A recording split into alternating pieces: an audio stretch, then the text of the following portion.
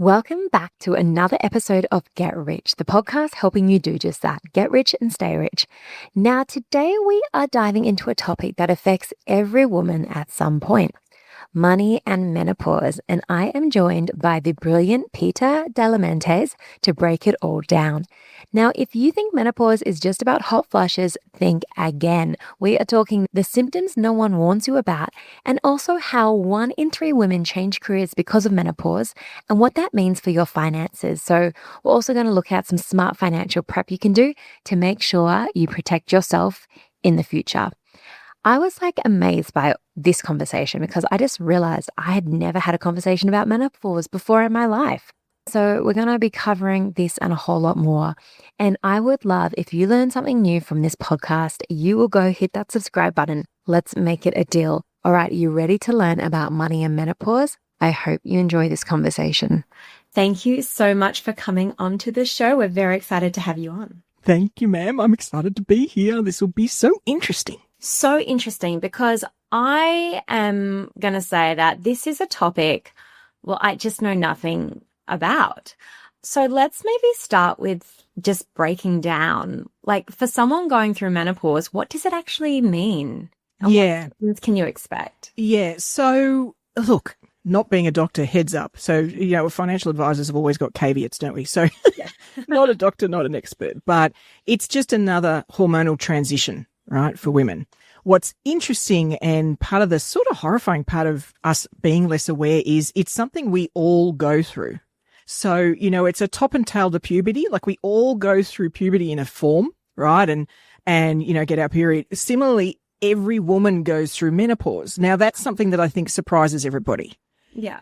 I thought it was that thing that once in a while there's a woman that has something that's a bit difficult, but it's not that it happens to everybody. It happens to everybody. Okay. All right. It's the severity of it. Really? That's the difference and just like when it's such a long time for me now. I'm happy to say I'm 51, right? So the first time I got my period is so long ago, but just like that experience is quite different for each girl, then it's the same for each woman. The average age they say is about 51 for menopause. The range is sort of 45 to 55-ish. Right. So that's sort of the broad timing. Yeah. So it can be quite early in that sense. 45 is pretty young. It's really young. Mm. And what does it mean? Does it mean you can't have kids? Does it mean stop producing eggs? So I know this is a finance chat, not a reproductive chat. But so my understanding, and there's going to be people that are going to ring in that know much more about this. I'm sure they're going to message us, which we love. So that's great. Let's start a conversation. My understanding is that all of that stops, right? So it's period stops, egg production stops, all those things stop. The thing is, what's interesting, and this is my personal experience, is it's not like that happens on a date. So there's a process your body goes through leading up to that. Okay. And that process is the thing that's quite different for everybody. Yeah. Right? So it's the way your body handles this hormone cocktail that's going on. The funniest analogy I heard was a good friend of mine said she feels like what we as women go through for menopause is as extreme and bizarre and strange and random as what boys do through puberty, where it is quite things hit you at a funny time and you're angry, but then you're sad, but then you're all this sort of really extreme stuff that happens to guys. Yeah. She feels like we're getting slapped with that in menopause. That's when we experience that stuff, right? Something to look forward to. Exactly. Get it all women. That's why I think women are just incredible because just the shit they put up with. Oh, man. It's so interesting because there's such a breadth of what they have to put up with. So there will be women we're all interacting with in these age groups, some even younger. It can be younger than that. So there's the obvious stuff, right? So some of the symptoms that the usual suspects might be hot flushes, and we'll come back to that. I've got a great hot flush story. Hot flushes, night sweats, trouble sleeping, weight gain. That's sort of a regular thing, right? And that's connected to a combo of the hormonal changes and metabolism. It sort of all hits in one hit. So that's something that can happen, right, when you hit menopause. The hot flush thing, it's worth talking about because I think it's another one of those things we don't truly understand. And everybody listening will have known somebody. It might even be, an auntie or a grandmother or somebody you've known who's had a fan, they're just sitting there waving. to explain what it feels like, I'm sure, Molly, you've been to, when you go to like a boot camp class and you work hard for an hour and at the end of it it feels like your eyeballs are sweating. When you're sweating so thoroughly, every inch of your hair is wet, all the clothes you're wearing are wet, everything's like it's just sweating the bottom of your feet feel like they're sweating. That feeling, right? Well, I was at an industry event. This was early last year. Sorry, it was about middle of last year, so in winter. And I had to be on stage, which was fine. Got a bit uncomfortable, but I was okay. And then we went for drinks afterwards. And it was an outside sort of covered bar, but it was outside. So it was a cool winter's day, so it should have been fine. I'm standing there in what was in 13-degree cool on a balcony, and I was that hot, like I'd done a boot camp. That's what a hot flush is like, right? It is so ludicrous. I think we need a better word for hot flush then, because that kind of makes it sound like it's just like a little, correct, a little bit warm. Yeah, you feel rosy cheeks. I've got pink cheeks. I've got rosy cheeks. It's actually quite a nice look, not like boot camp sweat hot. No, and of course all of that discomfort and like your hair, or like you don't want to go into, you see somebody you know really well and like you'd normally go in for a hug, and you're not going to do that because the poor thing, like I don't want to do that to them, right? So it's that type of thing you are dealing with on a sort of not day-to-day basis. That's not fair, but it's in, like anything in life, it's always at the least opportune moments, and does it right? just last for a period of time, or do we have this now for the rest of time? Generally, it's for a period of time. Okay. Now, it can be for a couple of years, is my understanding, but it can be much shorter than that. So some people sort of sail through it, right? And sort of like, oh, that was a blip, and it's sort of done. Others, so I'm technically not even in menopause. So I've been tested. I'm in perimenopause, which is this lead up. It's like this sort of ramp up to the big day. So those are the sort of obvious symptoms. The other things that don't get discussed as much, so they're probably things that people have heard about. Yeah. The others could be, some people get like arthritis style aching in their joints. So that can be something that happens. For the clumsy people out there, altered spatial awareness can be a thing where you get even clumsier, right? So that can happen, no sharp knives sort of stuff. It can actually, the reverse of what most people think, you can actually get very heavy periods in menopause, which is bizarre, right? You wouldn't think of that in terms of leading up to menopause, but that can happen too. So you think you've got it nailed and we're adults and surely this thing is easy. Suddenly it becomes quite intense and overwhelming. But the thing most people talk about is brain fog. Yeah. So that's sort of a bit of a universal one that sort of swans in and out. Okay. So, yeah. It's not really are there any good symptoms? Good symptoms. Well, I mean, there's an outcome. Like looking for the silver lining here. The silver lining is you come through the valley of difficulty and out the other side, you never have to buy a period product again. Money saver. There's a money saver at the end of this. So right at the end of this, then all of that is just no longer an issue. Great. Money saver on an item that I think should be free anyway. So. Correct. Well, that's crazy that I'm 30. Actually, I had to Google, do the calculations on my age the other day because I couldn't remember if I was 36 or 37. I'm a bit the same. So I'm 37. This is the first time I've ever had a conversation with a woman about menopause. Isn't that crazy? It is. And it's the thing I've actually been contemplating with my girlfriends about this. And it's the thing I think we miss from the being part of a tribe in huts thing. And the thing that they do really well is celebrating milestones and getting women together to talk about milestones. Yeah. And it's made to be quite this thing, like it's part, like you celebrate transitions. Yeah. So early ones in life and also later. And I think what we miss out then is this conversation, right? Yeah. And the wisdom. You're the ones that have been there going, it's all right, darling. What you need to do is, And some kind of celebration around it as well, because, as we always say, it's a privilege to get old, denied to many. Yes. And we need to actually celebrate this as opposed to just being like, oh God, this thing's about to happen. Exactly. Exactly. That women have to put up with. I love that as an idea too, because the thing that unfortunately the society we have as it stands, and you know what, it's going to change and I'm sure we will all change it, but you hit that age, like where I'm at now, and you do progressively become more invisible to society. So actually having something that sort of almost reawakens you again and hey, I am here and isn't this fabulous, I think is a great idea. I think that sort of snaps us out of that slow diminishing. that can happen to women. Absolutely. Yeah, for sure. Wow. So obviously this episode is called Money and Menopause. Yeah. So I thought maybe we could start with like, how do these symptoms, I guess, affect work, life, income, and any kind of like health costs associated with it?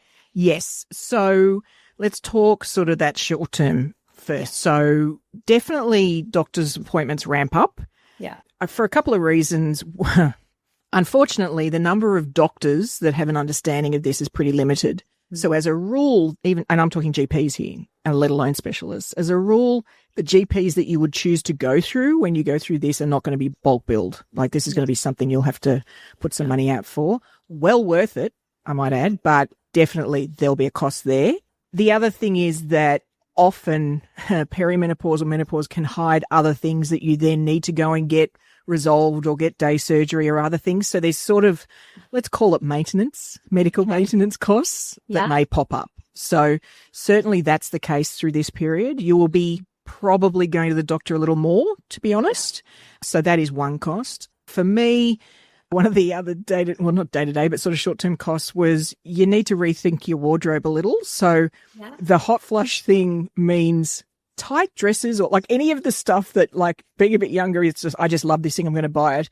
You do need to think about, okay, but if I'm really hot, am I going to want to be wearing this outfit? Interesting. Yeah. Right. So there's a bit of a rethink on your outfits. Don't get me wrong. I think we should all buy what we want to buy, but you certainly do need to make a bit of an allowance for comfort, not unlike women when they're pregnant. You know, there's certain things they buy because it's like, I'm really uncomfortable. I want to make sure I can feel better. So that's one of the other costs. One of the things that in the study that MetLife just did last year, they said that 1 in 3 women actually experiencing menopause say that their spending habits have been impacted, so their costs have gone up, and that they've had to, one of the things that actually they dropped spending was on social activities, which is a shame. So they felt they had to cut back going out and doing other things, which of course isn't necessarily a great thing, right? We probably need our community around us more when we're going through transitions. So those are the sort of really immediate things. You know, they're the things that I've noticed myself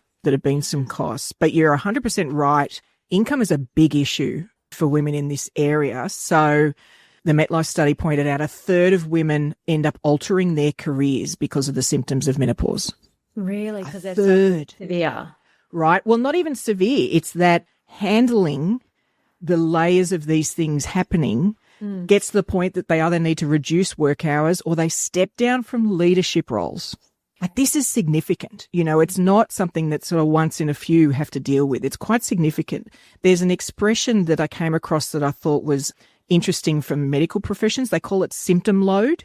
And unfortunately with menopause, the symptom load is quite high because it's not one thing. Most people have a few things. Yeah. And so if you think of your coping capacity, you know, that sort of bandwidth we all have for the general rubbish we all deal with on a day-to-day basis, if a whole lot of that has been sucked up by dealing with perimenopause or menopause, then if you've got a high, tense, stressful leadership job, your ability to cope with that.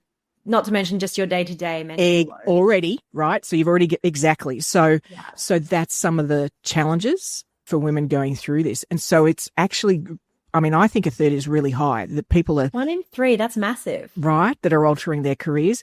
1/8 leave the workforce altogether. So that's actually, like if we all think about the women we know, it's at least a few of them that's going to happen to.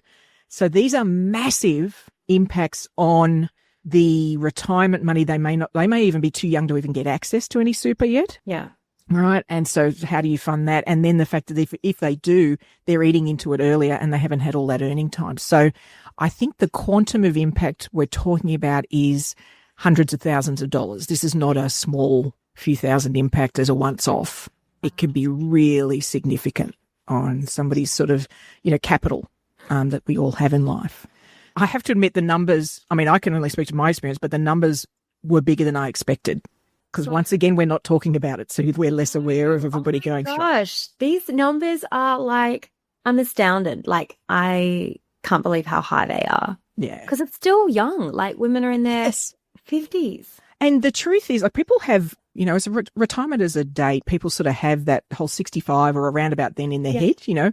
Most of us who enjoy the work we're doing and are ploughing ahead, probably it'll be past 70. We're going to be vibrant and energetic and loving work for much longer than that. So to think of that being cut short because of something like this is heartbreaking. And for me, not good enough. You know, I'm like, no, that's not okay. And I think also for a lot of people, they'll need to be working until they're 70 just to afford life. Correct.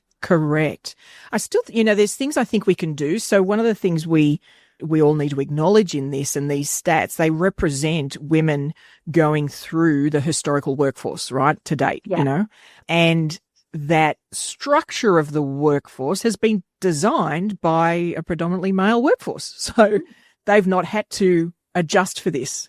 Right. So it's not something that they're conditioned to. So I think there's some things as women we can think about. One of the things that stood out for me is women did say that the roles, they managed to stay longer and feel more comfortable and confident in their roles if there was work flexibility in them. So if there was okay, today's a bit rough, I'm going to do the meetings from home, or I'm going to, you know, so if there was flexibility there. So for the listeners, to me, really, no matter what age you are, it's worth thinking about your role career in a bigger sense. Yeah. And thinking about how flexible it could be then.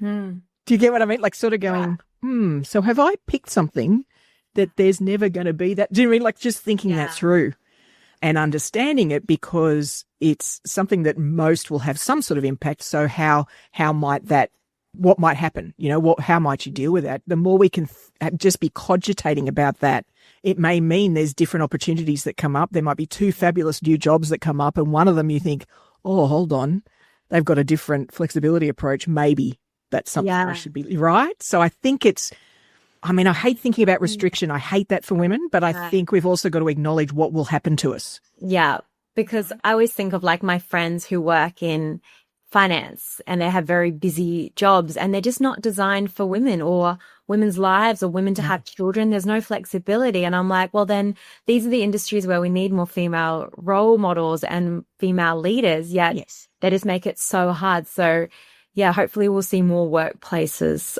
change. And there are some workplaces that are even, and so MetLife is a good example where they've actually released a menopause policy. Great. So that's an example of that. And I think, unfortunately, the challenge is this is one of those things that women generally hide the symptoms of in the workplace, right? Because also, you know, brain fog is a thing. And so you don't want to be vulnerable and share that because that could impact opportunities or projects you might get put on, all that sort of stuff. So, right. So to me, I think we, you know, searching for those employers that you trust, right? And where you do have that sort of partnership in terms of we're in this together, I'm going to give you all I've got, but you need, like, then I think for women that's going to make such a difference, because then you can have those conversations and say, this is what I'm dealing with.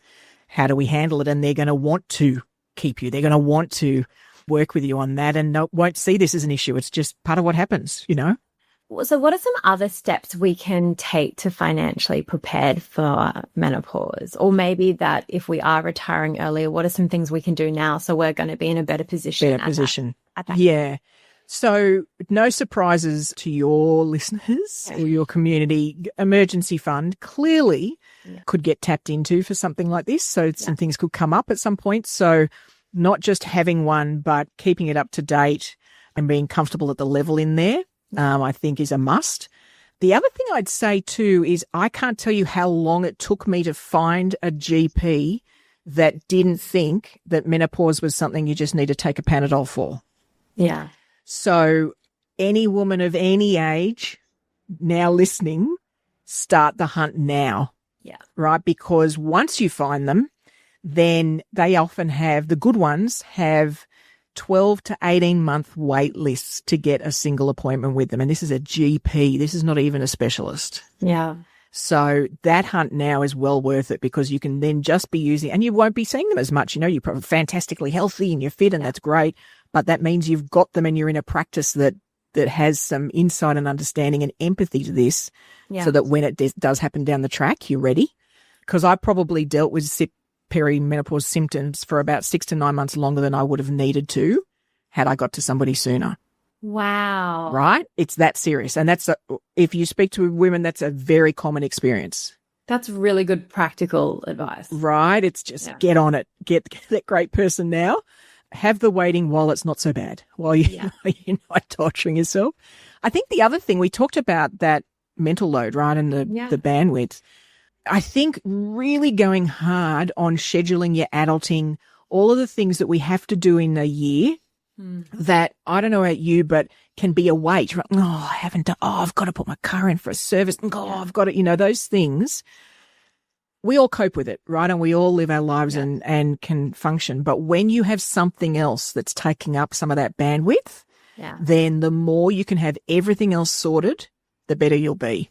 Yeah. And so all of that stuff, tax return, collation, diarised, everything's just scheduled, ready. You've got it organised. You've got folders ready for it. All of that stuff that I think people sort of poo-poo a bit. Oh, it's so boring, and aren't, only retentive people the ones that do that. I'm like, I get it. It's not fun, but do it well once and you'll be thanking yourself over and over and over and over and over again in the future.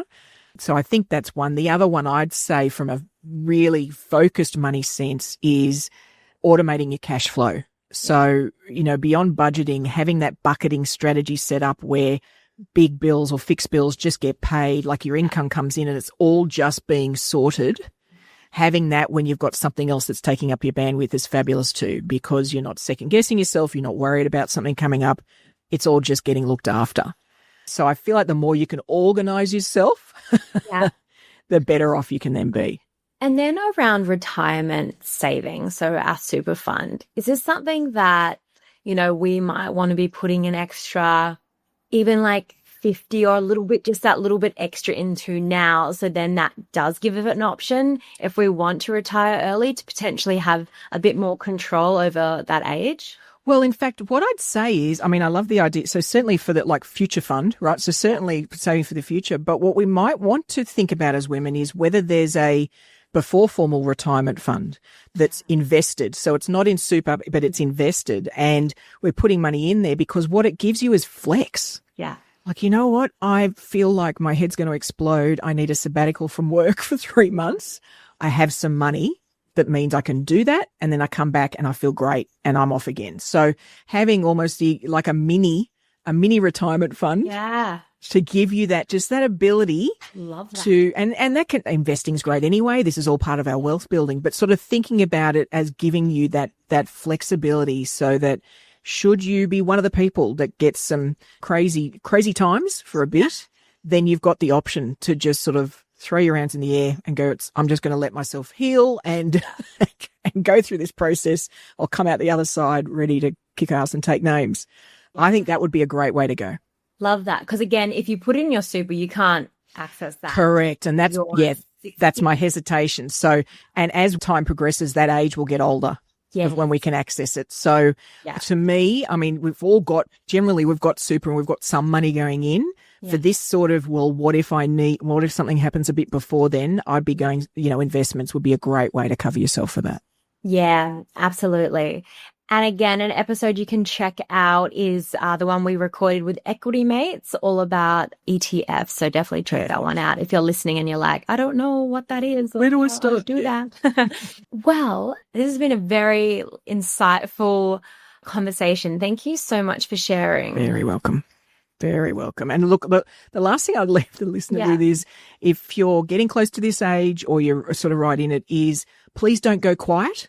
So please talk about this with other women. Go bold, go bright. To be honest, there is another symptom I didn't talk about, which seems to happen across women in this age group is all of a sudden we all want to wear sequins. I don't know what that's about, but every woman in this age group suddenly owns a whole lot more sequined outfits. So there is something else to look forward to. There you go. Sequins. Exactly. We're all going to be sparkly and shiny, but please don't go quiet. Please do reach out to people and collectively share the wisdom of how to get through some of these processes.